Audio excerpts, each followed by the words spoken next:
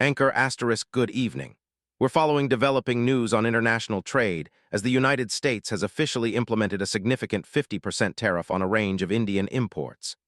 This move, a fulfillment of President Trump's earlier threat, is expected to have a substantial impact on India's export-driven economy, potentially affecting billions of dollars in trade and jeopardizing thousands of jobs in the world's most populous nation. The tariff, described as one of the highest imposed by the U.S., will target goods including gems and jewelry, garments, footwear, furniture, and industrial chemicals.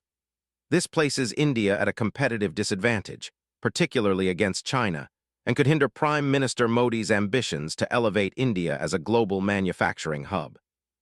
Until this point, the U.S. remained India's largest trading partner, with bilateral trade reaching an impressive $212 billion annually. Analysis from the Global Trade Research Initiative suggests a sharp decline in Indian exports to the U.S., potentially falling from $86.5 billion this year to around $50 billion by 2026.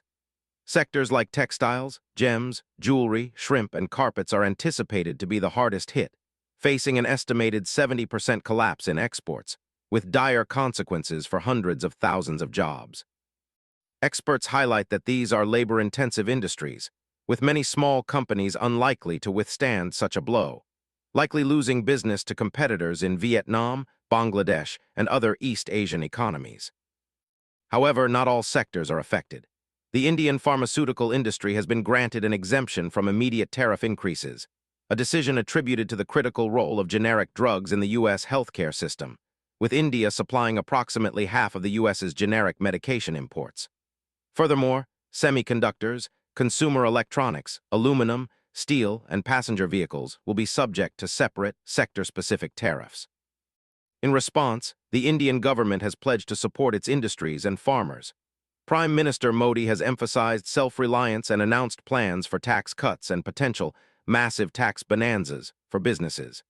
Additional measures include enhancing domestic production capacity, a strategy already in motion since the COVID-19 pandemic, which these tariffs are expected to accelerate. Financial assistance and incentives for exporters to diversify into new markets like Latin America and the Middle East are also on the table. However, questions remain regarding the funding and specifics of these support measures, with some analysts expressing concern that they may not be sufficient to cushion the impact of such substantial tariffs. The underlying reason for these tariffs stems from ongoing trade disputes, particularly India's continued purchase of Russian oil, which the U.S. views as funding Russia's war in Ukraine. Despite persistent pressure, India has maintained its energy imports from Russia, citing market forces and national energy needs. New Delhi has also countered by pointing to similar energy imports from Russia by the European Union and China, with whom the U.S. has trade agreements. President Trump has also cited India's high tariffs on U.S. goods as a significant trade barrier, contrasting them with much lower U.S. tariffs on agricultural imports. This trade friction has reportedly led to a decline in trust between India and the U.S., prompting New Delhi to strengthen ties with Russia and potentially rebalance its relationships with China. India is also reportedly exploring multilateral trade pacts and concluding trade deals with the European Union.